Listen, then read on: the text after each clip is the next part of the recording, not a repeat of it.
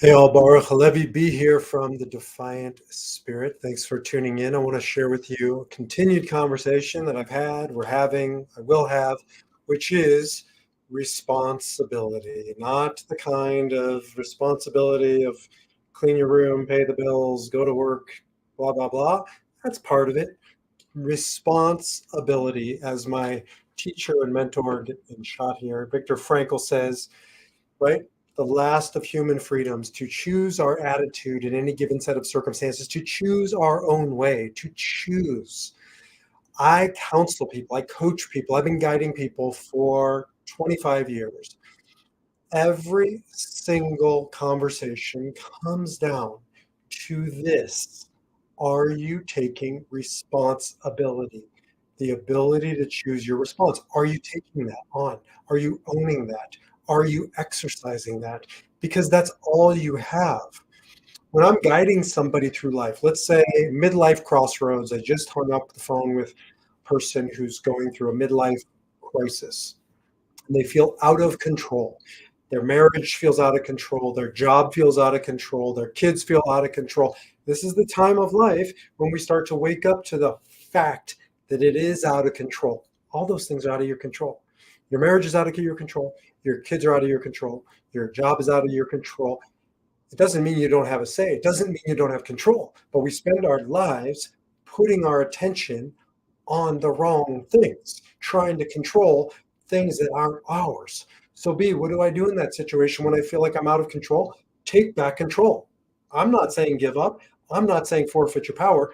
I'm saying take on the only power that you had, you have, you will always have. And that is your ability to decide, to choose. Am I going to react or am I going to respond? They're not the same thing. As Viktor Frankl teaches, reaction is when we forfeit our choice, when we're living from a place of unconsciousness, when we're in fear, as the Kabbalists, the mystics would teach us, we aren't in our free will. We aren't exercising our divine capacity. As Frankl talks a lot about, when we're choosing, it's not coming from our head. It's not even coming from our heart. It's coming from our soul, our spirit, call it whatever you want. It is a spiritual act to choose. Usually we think of spirituality as you have to have a yoga mat, you have to go sit in meditation, you have to go to church or synagogue or whatever. Those can be spiritual, although I've been to many synagogues that are definitely not spiritual. Choosing is a spiritual act. I'm not talking about just, give me a hamburger, not a hot dog. That's not a choice. That's a reaction. I'm talking about going inwards, finding that place within us that holds the answer to any given set of circumstances, to this very moment, and choosing from that place, to getting centered, to getting calm, to getting clear, to coming off of that autopilot and taking back the reins of our life.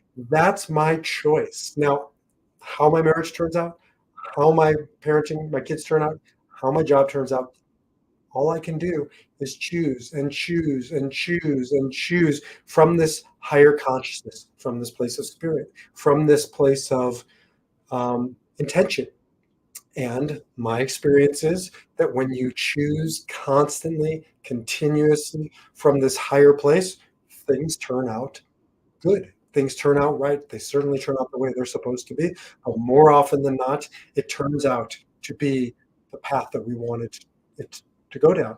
But when we're in reaction, when we're in fear, when we're trying to control the circumstances, to control our kids, to control our spouse, to control our job, we end up pushing it further away. We end up making it worse. I've never met anybody who's better off because they became more controlling in those circumstances when they're not getting what they want, when they're not getting the desired outcome. So the work is, can we stop putting our attention and our energy and our focus on all the things around us that are not ours? You do not get to control what your boss thinks about you or what your spouse thinks about you. All you get to control is your response to them, your response to the situation. Because here's what happens. If you're worried about what your wife thinks about you.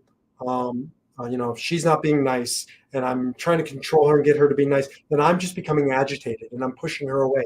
But if I can get back to that idea, it is none of my business what her opinion of me is. Right now, she needs to feel what she's feeling. She needs to do what she's doing.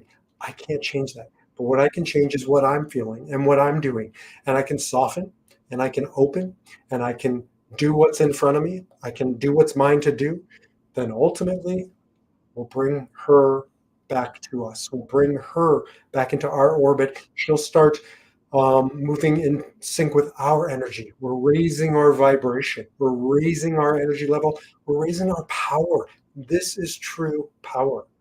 Instead of chasing 1,000 things around us called our circumstances, the work that I do with people, the work that you're here to do with or without me, is to take back your power. And your power, and yours alone, that was, is, and will always be, as Frankel says, until the day of your death, is your ability to stop reacting, to choose your response. And that's it. That's easy to say. It's not so easy to do.